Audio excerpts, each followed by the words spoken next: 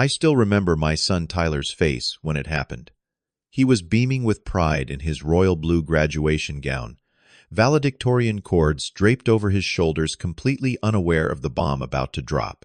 We were all gathered in our backyard for his graduation celebration when my parents clinked their glasses to make an announcement. My father smiled that familiar calculating smile before declaring that they had decided Tyler's college fund would be better used for my sister's son instead. According to them, Brandon had greater potential and needed the money more. Before my son could even process this betrayal, my husband Michael leaned forward with a calm smile and said, "That is funny, because we moved that money last month when you tried to access it without our permission." The rage that exploded across my parents' faces when they realized their plan had failed is something I will never forget.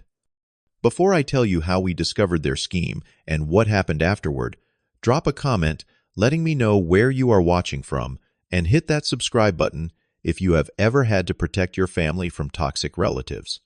To understand how things reached such a breaking point, you need to know about the dynamics that shaped our family for decades.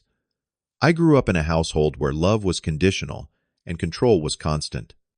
My parents, Eleanor and Richard Thompson, built a successful real estate business together and expected perfection from their two daughters. My older sister Diane always met their expectations, excelling academically and following their career advice. I, however, was the family disappointment, choosing education over business and marrying Michael, a man they deemed beneath our social standing. "Teachers do not make enough money to maintain the Thompson lifestyle," my mother would say, her disapproval evident in every syllable. "You are throwing away everything we built for you."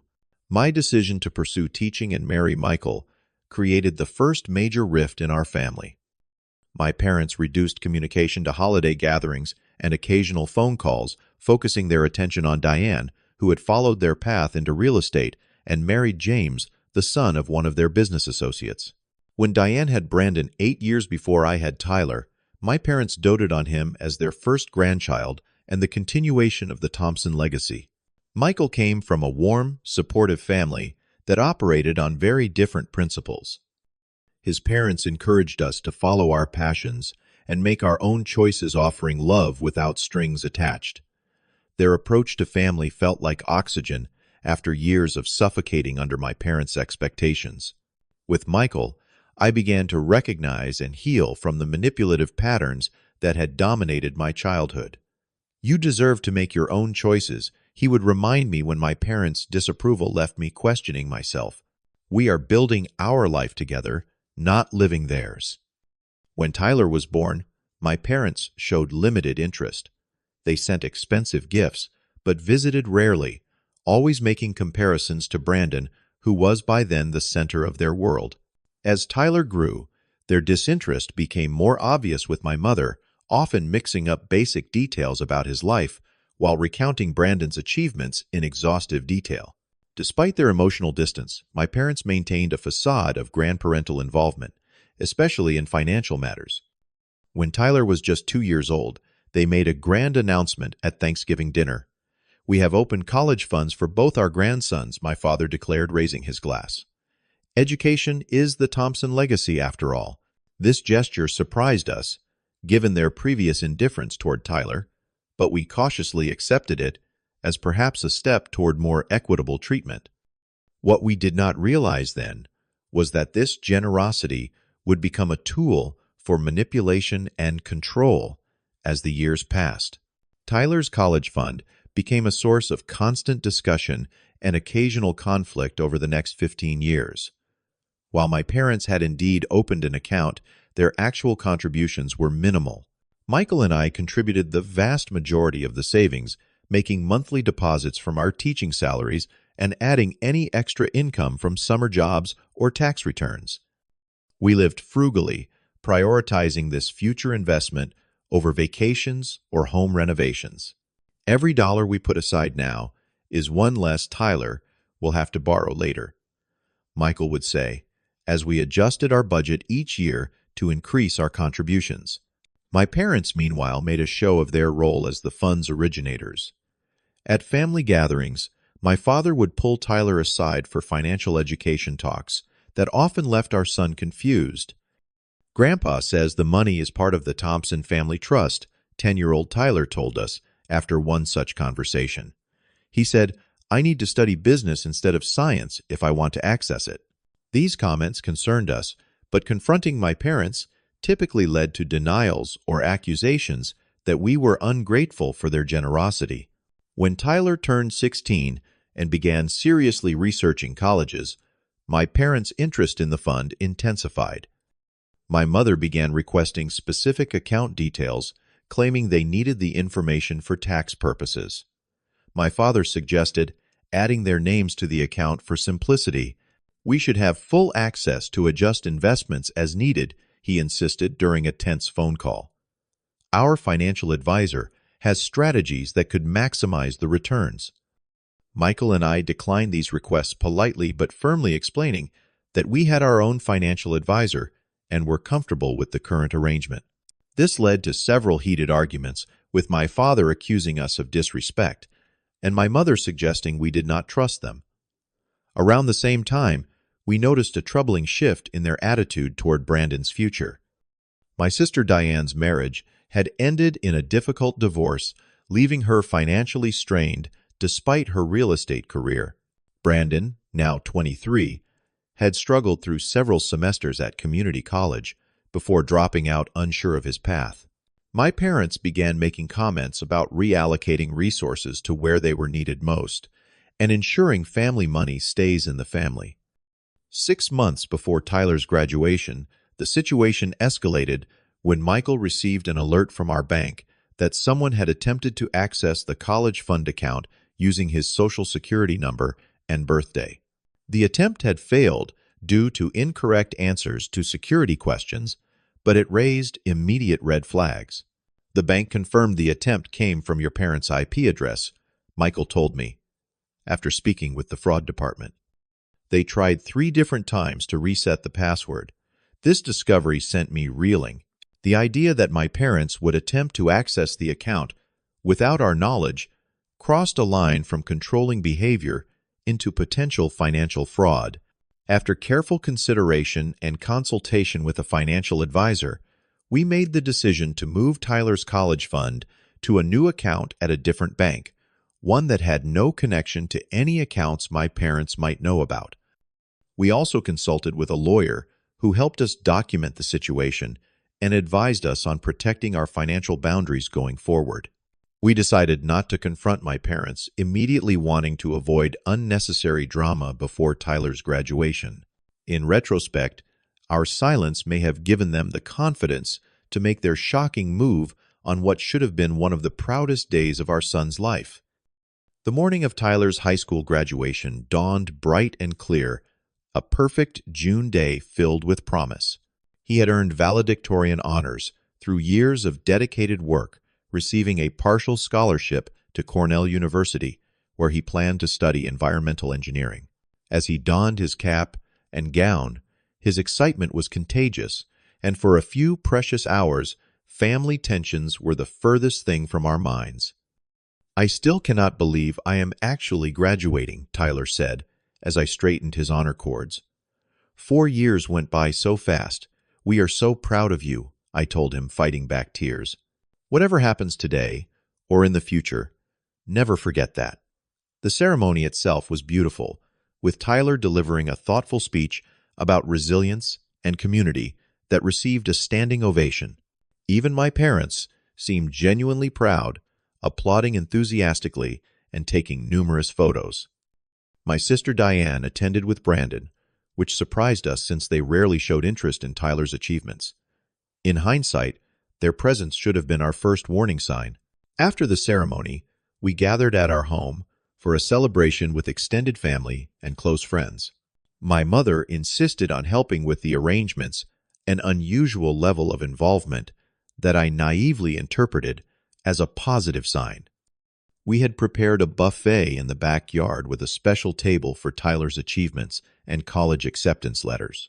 The atmosphere was festive, with congratulatory banners and blue and white decorations in Cornell's colors. The first hour passed pleasantly enough, with guests enjoying food and conversation. Tyler was surrounded by friends, receiving congratulations and sharing plans for the summer before college. Just as Michael was about to bring out the graduation cake, my father stood and tapped his glass for attention. My mother moved to stand beside him, while Diane and Brandon positioned themselves nearby, their expressions a mixture of anticipation and discomfort. "We have an important family announcement," my father began, his voice carrying across the suddenly quiet backyard. "As the patriarch of the Thompson family, I have been giving careful consideration to our family's financial future and educational priorities." A knot formed in my stomach as I glanced at Michael, who had gone very still, his eyes narrowing slightly. Tyler looked confused, pausing his conversation with friends to listen to his grandfather. "While we are certainly proud of Tyler's achievements," my father continued, his tone shifting to what I recognized as his business voice, "we have decided that the college fund we established will be better utilized to support Brandon's return to education. After careful consideration, we believe Brandon has significant untapped potential that requires immediate investment." Gasps came from several guests as my mother nodded in agreement. "Brandon is planning to enter a business program this fall," she added, "and, as the oldest grandchild, he has priority in family resource allocation. We are sure Tyler will understand that family needs must come first." The silence that followed was deafening.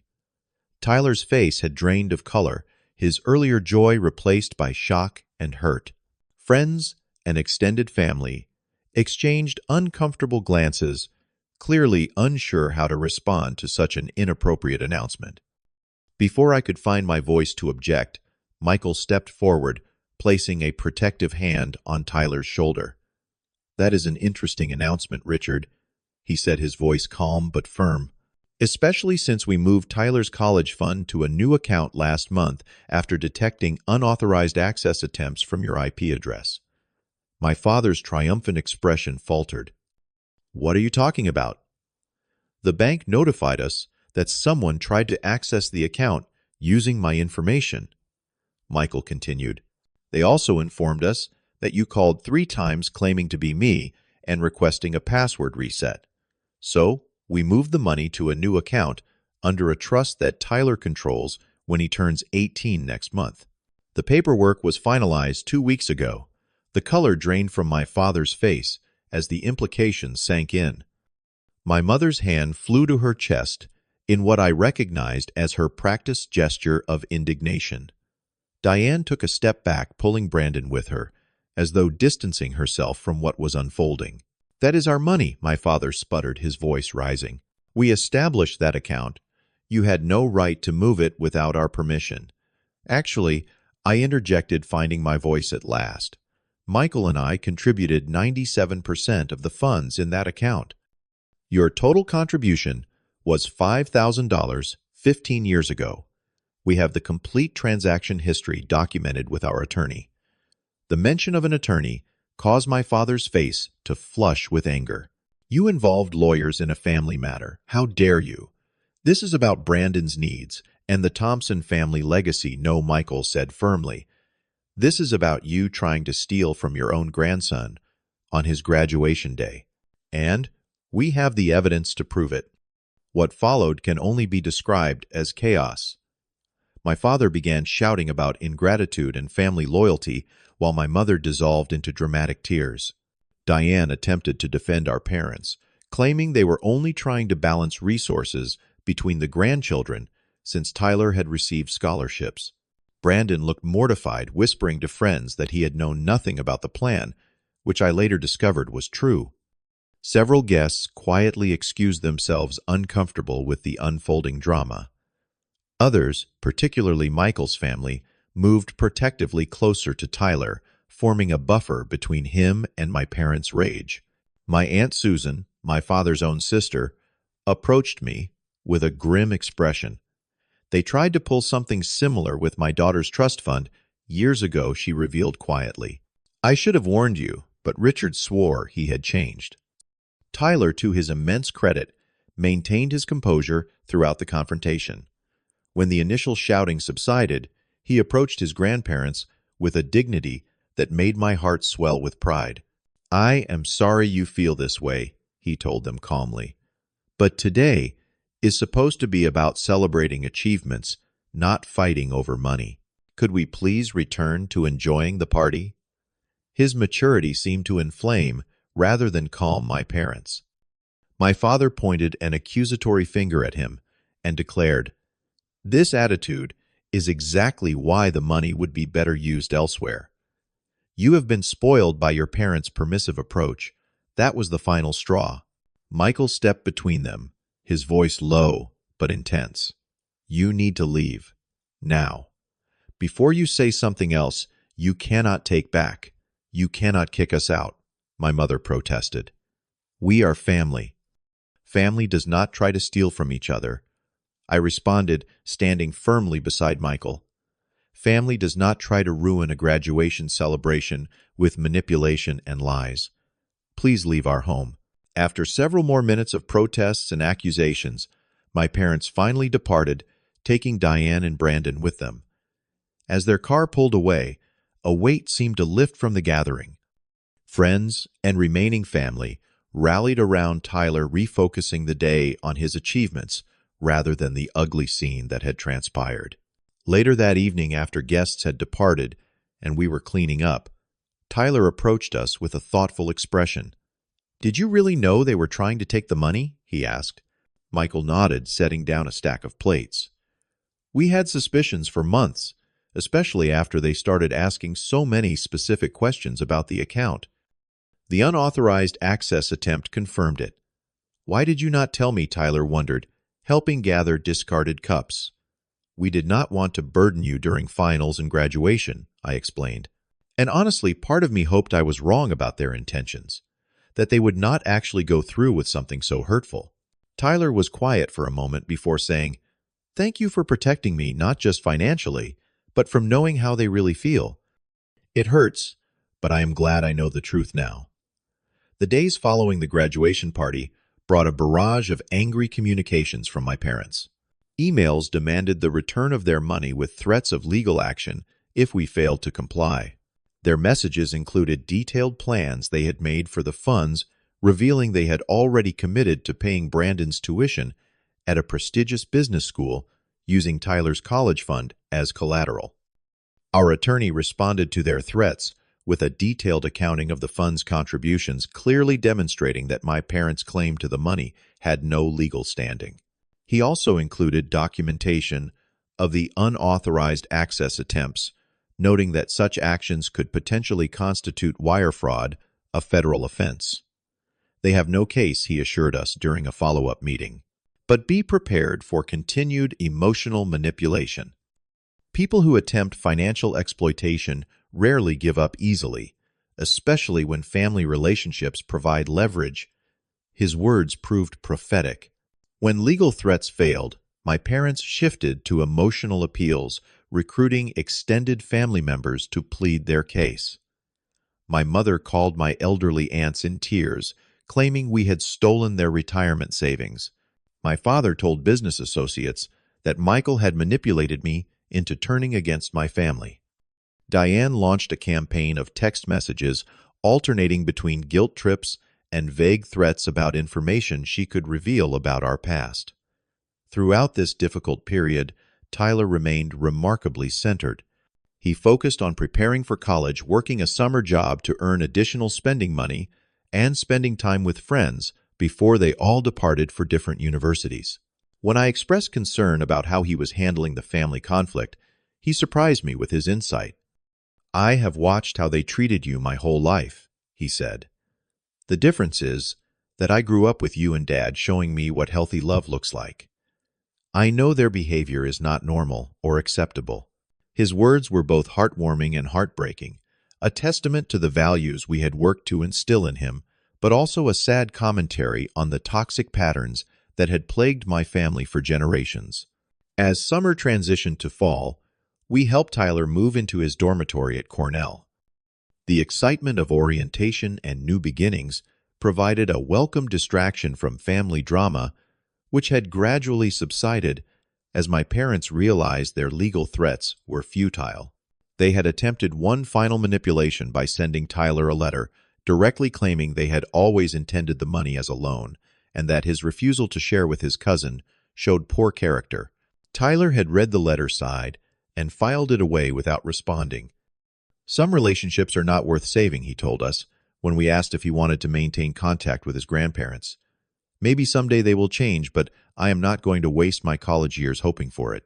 His maturity in handling the situation helped us solidify our own boundaries. We decided to limit contact with my parents to formal written communication, only channeled through our attorney when necessary. The same applied to Diane, whose loyalty to our parents had repeatedly trumped any sense of fairness or family unity. Brandon interestingly reached out to Tyler privately a few months into the fall semester. In a lengthy email, he apologized for his role in the situation, explaining that while he had known our parents favored him, he had been unaware of their specific plans regarding the college fund. He admitted feeling uncomfortable with their preferential treatment for years, but had lacked the courage to address it directly. They have always used money to control everyone around them, he wrote. I am trying to break free from that pattern, which is why I decided against the business school they chose, and am working while taking classes at State University instead. This communication opened a tentative door to a healthier relationship between the cousins, one based on mutual respect rather than competition. While they were not close friends, they began occasional text exchanges and followed each other's college experiences from a distance. Tyler thrived at Cornell, making friends, joining environmental advocacy groups, and excelling academically. The partial scholarship he had earned covered a significant portion of his tuition, and the college fund we had protected provided for his remaining expenses. By his sophomore year, he had secured a prestigious internship that offered valuable experience and additional financial support. Meanwhile, we worked to heal from the betrayal and establish healthier patterns in our extended family relationships. Michael's parents continued to be a source of unwavering support, demonstrating that family connections could be nurturing rather than exploitative. We developed deeper connections with my Aunt Susan and other relatives who had distanced themselves from my parents' manipulative behaviors over the years. The most unexpected development came during Tyler's junior year, when Diane reached out to me directly. Her marriage to her second husband was ending, and she found herself questioning many of the values and relationships she had previously accepted without examination. I have been thinking about what happened at Tyler's graduation, she admitted during a cautious phone conversation. Looking back, I can see how wrong it was. Our parents have always used money to control us, and I let them do the same with Brandon because it was easier than standing up to them. While this acknowledgement did not immediately repair our relationship, it opened a door to possible reconciliation in the future. Diane began therapy to address the family patterns that had shaped her choices, and over time our communications became more honest and less laden with our parents' influence.